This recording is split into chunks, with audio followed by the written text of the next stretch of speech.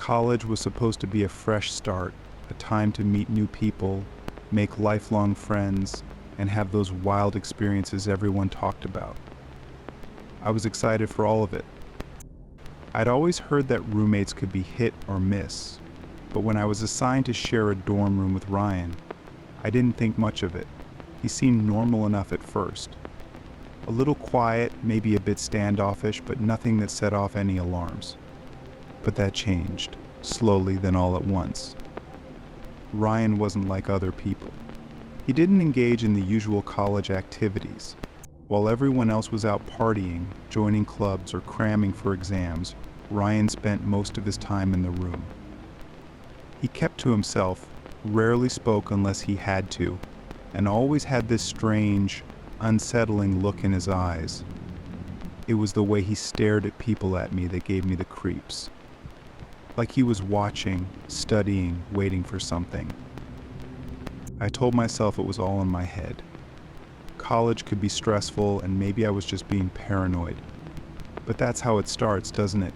You brush off the signs until it's too late. It wasn't until we hit midterms that I realized something was seriously wrong. By then, I had been in the room with Ryan for over 2 months, and things had started to escalate. It was small things at first, weird, random stuff that seemed harmless on the surface. I'd come back to the room and find my belongings moved around. A book one left on my desk would be on the floor. My laptop would be turned on even though I was sure I'd shut it off. One time my bed was completely stripped of sheets, and they were just balled up in the corner of the room. I figured maybe Ryan was messing with me, but I didn't say anything. He was a strange guy, but I didn't want to make things weird by confronting him. Then came the noises. They started out faint, usually at night when the lights were off. I'd hear what sounded like whispering, just below the level where I could make out the words. I assumed it was coming from the hallway, maybe someone talking outside the door. But it kept happening. Night after night. The whispers would come from behind me, or the far side of the room, always low and indistinct, but constant. I tried to ignore it, tried to convince myself it was just my mind playing tricks, sleep deprivation, maybe. But deep down, I knew it wasn't. I knew it was Ryan. One night I woke up to the sound of heavy breathing. At first I thought it was a dream, but then I felt it. The weight of someone standing right by my bed. My heart was racing, but I couldn't move. I was frozen, listening as the breathing grew louder and more ragged. Slowly, I cracked my eyes open. Ryan was standing over me, just staring. His face was blank, his eyes wide, and his mouth slightly open, as if he was on the verge of saying something. But he didn't. He just stood there, his chest rising and falling with each labored breath. I wanted to scream, to shove him away, but I couldn't make myself do it. After what felt like an eternity, he finally turned and walked back to his bed, climbing in without a word. I lay there for hours, my heart pounding in my ears, wondering what the hell had just happened. The next morning, Ryan acted like nothing had happened. He didn't mention the incident, didn't even look at me. He went about his day as usual, leaving me to question my own sanity. I wanted to report him, to tell someone what was going on, but what could I say? That my roommate had been acting creepy? That I thought he might be? Dangerous? I had no proof. Just a gut feeling that something was very, very wrong. Things escalated after that. Ryan's behavior became more erratic, more disturbing. He started keeping odd hours, staying out late and coming back to the room at all hours of the night. When he was there, he wouldn't sleep. Instead, he'd sit on his bed, staring at the wall for hours, sometimes whispering to himself. I tried to ignore it, tried to focus on my studies and pretend everything was fine. But it wasn't. I was on edge constantly, jumping at every little sound, every movement. I couldn't relax, couldn't sleep. I started spending more time out of the room, crashing on friends' couches or staying in the library until it closed. anything to avoid being alone with him. But one night, I couldn't avoid it. I'd been at the library studying late and decided to head back to the dorm, hoping Ryan would be asleep by the time I got there. But when I walked in, the room was dark and empty. Relieved, I dropped my bag on the floor and collapsed onto my bed, exhaustion finally catching up with me. I don't know how long I slept before I woke up, but when I did, the room was cold. Freezing, actually. My breath hung in the air, and I immediately noticed the window was wide open. The curtains were billowing in the wind, and the room was pitch black, except for the dim light from the street lamp outside. And then I saw him. Ryan was sitting at his desk, hunched over, scribbling furiously in a notebook. I could hear the sound of the pen scratching across the paper, fast and erratic. His back was to me, but there was something about the way he was moving that set off every alarm in my body.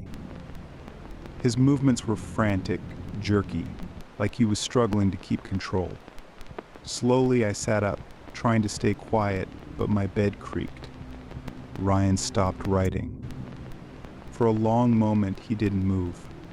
He just sat there, frozen, his back to me. My pulse was pounding in my ears, and I could feel my body tensing up, ready to bolt. I couldn't explain why, but I knew I had to get out of there. Slowly, I swung my legs over the side of the bed, inching toward the door. Then Ryan turned. His face was pale, almost ghostly in the faint light. His eyes were wide, bloodshot, and he was grinning. Not a normal grin, it was too wide, too unnatural, like someone trying to imitate a smile but getting it horribly wrong. His hands were shaking, and I could see streaks of ink smeared across his face and clothes. The notebook in front of him was covered in scribbles, pages torn and crumpled. "Where are you going?" he whispered, his voice low and raspy, like he hadn't spoken in days. I didn't answer. I didn't even think. I just ran. I don't remember how I got to the Ra's office, but I was banging on the door, breathless, barely able to get the words out. When they finally opened up, I spilled everything: the staring, the whispering, the strange behavior, everything. They moved me out of that room the very next day, and I never saw Ryan again. I later found out that Ryan had been removed from the school. There were rumors about what had happened, but no one had any solid information. Some said he'd been caught with weapons in the room, others said he'd had some sort of psychotic break. Whatever the truth was, I was just glad to be out of there. But sometimes late at night I still think about that last look on his face, the twisted grin, those wide, unblinking eyes. Whatever was wrong with Ryan, it wasn't just some normal college stress. There was something deeper, darker inside him. Something that still haunts me. And I'll never forget how close I came to finding out just how dangerous he really was. It was my junior year, and I was knee-deep in assignments, projects, and stress. The worst of it was my psychology class. The professor was notorious for his brutal final project, a research paper that could make or break your entire grade. The task was simple on the surface: observe human behavior, document findings, and submit a detailed report. But the catch: we had to choose someone from the campus and follow their daily routine for at least 2 weeks. It was invasive, bordering on unethical, but no one complained. We all just wanted to pass. I was paired with a classmate, Jenna, who was quiet, serious, and all about getting things done. We weren't friends, just two people thrown together by the cruelty of academic fate. We met to discuss potential subjects, and after a long, frustrating search, we stumbled upon her. Her name was Sarah. She was a transfer student, newly arrived in the middle of the semester, and she lived in the upper floors of a dorm that most students avoided. It wasn't haunted or anything, just old, poorly maintained, and kind of isolated from the rest of campus. There was something about her that caught our attention immediately, the way she kept to herself, the way her eyes seemed distant, even when she was surrounded by people. She was always alone, eating by herself, walking by herself, always carrying a black notebook that never left her side. Jenna thought she was perfect for the project. I didn't. Something about Sarah made me uneasy, but I couldn't explain it. Maybe it was the way she moved slow, deliberate, like she was hyper-aware of everything around her.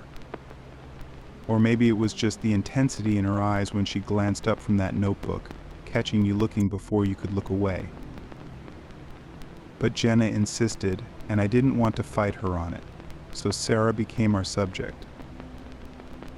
We started following her discreetly, observing her routine breakfast at 7:30, classes from 9 to 3, then hours spent in the library. She always sat in the same spot, near the back, where it was quiet, her nose buried in that black notebook. The first few days were uneventful. We kept our distance, took notes, and tried to piece together her daily life. She didn't interact with anyone, didn't seem to have any friends, and rarely spoke unless she had to. Just another lonely student, nothing unusual about that. Or so we thought. But the more we watched, the stranger things became. On the 5th day, we noticed something odd. Sarah didn't sleep. We had followed her to her dorm around midnight, figuring our observations were done for the day. But instead of going inside, she sat on a bench outside the building, staring at the sky. She sat there for hours, motionless, as the campus slowly emptied and the world grew silent around her. We waited, expecting her to eventually get up and head inside, but she didn't. She just sat there, her face expressionless, her eyes wide open, watching the night. Jenna shrugged it off, saying she was probably an insomniac or going through a rough patch. But I couldn't shake the feeling that something was wrong. Nobody just sits like that for hours, doing nothing, staring at nothing. The next day, things got weirder. We followed her to the library as usual, expecting her to take her usual spot in the back. But this time she didn't. She walked past the rows of tables and disappeared into the stacks. Curious, we waited for her to come back, but she never did. After half an hour, we decided to go looking for her. It was quiet back there, and the farther we walked, the darker it became. The fluorescent lights overhead flickered intermittently, casting long shadows across the shelves. We finally found her in the very back, crouched on the floor between two towering rows of books. She wasn't reading. She was staring at the ground, her black notebook open in front of her, scrawling frantically with a pencil. From where we stood, it looked like a mess of symbols and scribbles, not words, not sentences, just chaos. And then she stopped. Without looking up, she snapped the notebook shut, stood up, and walked past us as if we weren't even there. Her face was blank, her eyes unfocused, like she was in a trance. I watched her go, chilled to the bone. Jenna, ever practical, said we should document it and move on. But I couldn't. There was something in the air, something heavy, something wrong. That night I had trouble sleeping. Every time I closed my eyes, I saw Sarah crouched on the floor, scribbling like she was possessed. A few days later, things escalated. It was a Saturday, and Jenna suggested we follow Sarah to her dorm again. I hesitated, but I went along with it. Sarah was already outside when we got there, sitting on that same bench, staring into the distance. We watched her for hours, waiting for anything to happen. And then, just after midnight, she stood up. But she didn't go inside. She started walking. We followed her through the campus, keeping a safe distance. She walked slowly, her steps measured, her gaze fixed ahead. She didn't look around, didn't acknowledge the few students still milling about. She headed toward the edge of campus, toward the old maintenance buildings that had been shut down years ago. No one went there anymore. It was too far, too dark, and frankly, kind of creepy. But Sarah went straight for it. By now, my heart was pounding. Jenna whispered that we should turn back, but we didn't. We followed her into one of the old buildings, our footsteps echoing off the cracked concrete floors. The air inside was damp and musty, filled with the smell of decay. Sarah moved through the narrow hallways, as if she knew exactly where she was going, her black notebook clutched tightly in her hand. And then she stopped. We ducked behind a corner, peeking out just enough to see her. She was standing in front of a rusted metal door, her hand resting on the handle. For a moment, I thought she was going to open it, but she didn't. Instead, she crouched down and began writing in the notebook again, furiously scrawling more of those strange symbols. Then, without warning, she stood up and walked away, leaving the notebook behind. I wanted to leave, to get out of there, but Jenna was already moving toward the notebook. Before I could stop her, she picked it up. The pages were covered in incomprehensible scribbles, but the last page was different. There was a single word written over and over again in jagged, uneven letters. "Look."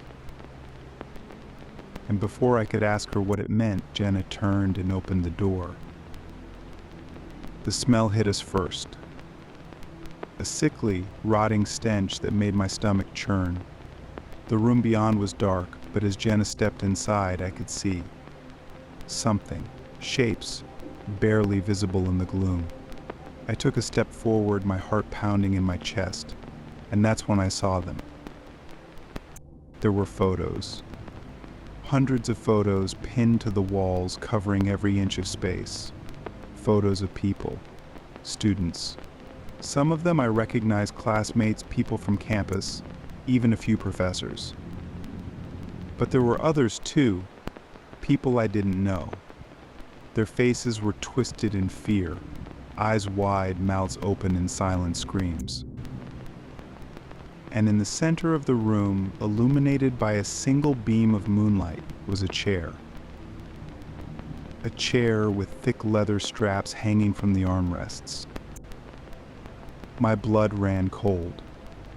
This wasn't just some abandoned building. This was something else, something worse. We ran, we didn't look back. We didn't tell anyone. Jenna wanted to turn the notebook in, but I convinced her to burn it. We didn't want to be part of whatever Sarah had uncovered, whatever she was doing. I transferred out of that class. Jenna and I stopped talking after that. We didn't mention Sarah again. I still see her sometimes around campus carrying that black notebook. I don't know what's in it now, and I don't want to know. But sometimes, late at night, I can't shake the feeling that she's still watching, still waiting. And I wonder if we were part of her project all along.